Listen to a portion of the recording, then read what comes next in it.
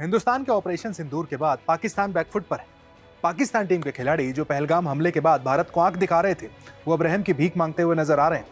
फिर हम चाहे हसन अली की बात कर लें या फिर उमर अकमल की बात कर लें, पहलगाम हमले के बाद तरह तरह की बयानबाजी की गई थी। कहा गया था शाहिद अफरीदी सामने आए थे, वो तो सबूत मांग रहे थे, कह रहे थे भाई पाकिस्तान कहाँ से इन्वॉल्व है। लेकिन अब शाहिद अफरीदी तो चुप्पी थाम कर बैठे हुए हैं। उमर अकमल सामने आए, अपनी आर्मी की जय जयकार कर रहे हैं, भाई अब आर्मी उन्हें बचा सकती है। वहीं हसन अली तो अब यहाँ तक कह रहे हैं कि भाई वॉर सोल्यूशन नहीं है, वॉर नहीं होना चाहिए, शांति की बात कर रहे हैं। वही हसन अली हैं जो कि बार बार हिंदुस्तान के खिलाफ बयानबाजी करते हुए नजर आते हैं। वहीं सोहेल तनवीर की पत्नी भी सामने आए, वो भी कह रही है कि भाई वॉर नहीं होना चाहिए। यानी पाकिस्तान में आप माहौल देख सकते हैं, वो क्रिकेटर्स जो कि बार बार बयानबाजी कर रहे थे भारत के खिलाफ जब पहलगाम हुआ था, अब जब हिंदुस्तान ने एक्शन लिया है तो पाकिस्तान क्रिकेट टीम के खिलाड़ी बैकफुट पर नजर आ रहे हैं, रहम की भीख मांग रहे हैं, कह रहे हैं पीस होना चाहिए, वॉर कोई सोल्यूशन नहीं है।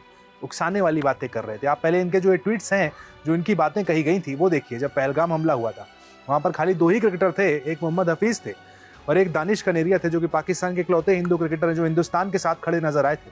बाकी जितने भी क्रिकेटर्स थे वो पाकिस्तान के साथ थे, मानो कि हिंदुस्तान ने कोई हमला ही नहीं किया हो। लेकिन अब जब हिंदुस्तान ने हमला किया है, जब हिंदुस्तान ने बदला लिया है, तो आप इन क्रिकेटर्स को देख सकते हैं कि इनका रिएक्शन क्या है। भीख मांगते हुए लिटरली क्रिकेटर्स नजर आ रहे हैं। वहीं हिंदुस्तान के खिलाड़ियों की बात की जाए तो ऑपरेशन सिंदूर के बाद कई सारे क्रिकेटर्स सामने आए हैं। जय हिंद उन्होंने लिखा है, अपने देश पर गर्व किया है, सेना को वहां पर बधाई दी है। गौतम गंभीर जो कि सबसे बड़े एक तरीके से कहा जाए तो देशभक्त नजर आते हैं टीम इंडिया के साथ जब भी होते हैं, तो सबसे पहले उनका भी रिएक्शन आया है। सचिन तेंदुलकर का भी रिएक्शन है।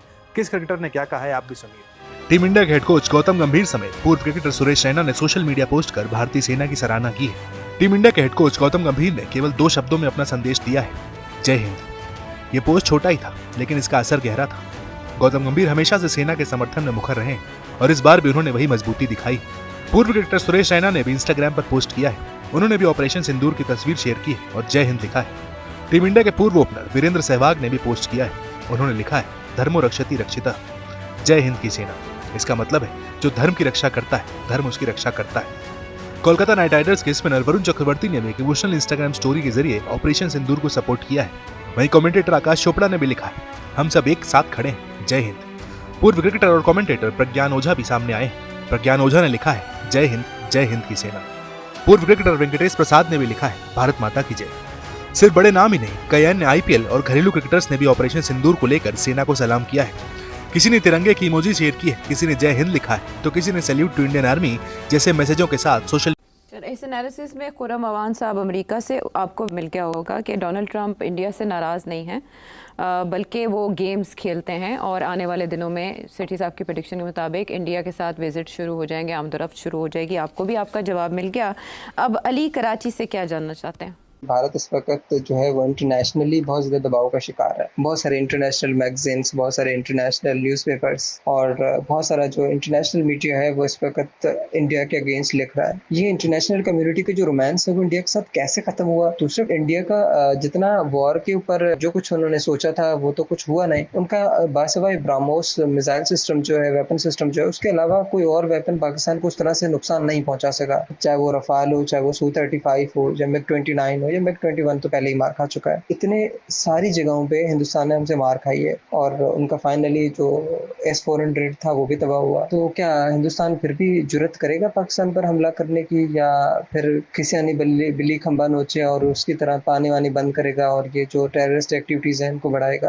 आपने तो 2-3 सवाल एक सवाल में ठोक दिए। चलें, पहली बात ये आपने कहा कि दुनिया जो है इंडिया से नाराज़ है या इंडिया जो है को सपोर्ट नहीं दिया उन्होंने, इंडिया के ख़िलाफ़ आपने ये कहा कि it's become anti India. Actually मैं समझता हूँ दुनिया एंटी इंडिया नहीं है। एंटी इंडिया होना और प्रो इंडिया होना दे आर 2 डिफरेंट थिंग्स। दुनिया अभी भी प्रो इंडिया है, मगर दुनिया ने जो रिएक्शन दिया है ऑन दिस पहलगाम, इंडिया उससे खुश नहीं है, उसको सपोर्ट नहीं मिली उन्हें। तो इसका ये मतलब नहीं है कि सपोर्ट नहीं मिली का ये मतलब नहीं है कि वो एंटी थे इसलिए सपोर्ट नहीं दी। नो, उन्होंने सपोर्ट 2 वजह से नहीं दी। एक तो ये कि इंडिया ने कोई एविडेंस प्रेजेंट नहीं की। इंडिया ने एक दिन हमला होता है, बहुत से सवाल खड़े हो जाते हैं, अभी सवाल ही खड़े ही हो रहे हैं और इंडिया पहले ही इल्ज़ाम लगाता था पाकिस्तान पे।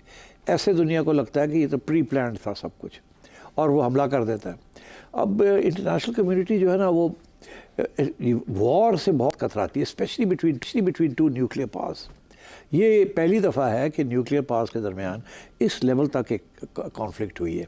1962 क्यूबन क्राइसिस आप लोगों को तो खैर याद नहीं होगी, मगर तारीख़ अगर आप पढ़ेंगे बिटवीन रशिया एंड अमेरिका, जब रशिया ने क्यूबा के अंदर मिसाइल्स लगा दिए थे और अमेरिका ने जो अंडर जॉन एफ कैनेडी उनको कहा था कि इनको रिमूव करो, नहीं तो we will not allow your missile your ships to go through, और बिल्कुल हेड ऑन क्लैश होने वाला था। And then Khrushchev was in Russia, Soviet Union, तो क्रुश्चोव ने फिर बैक ऑफ कर दिया।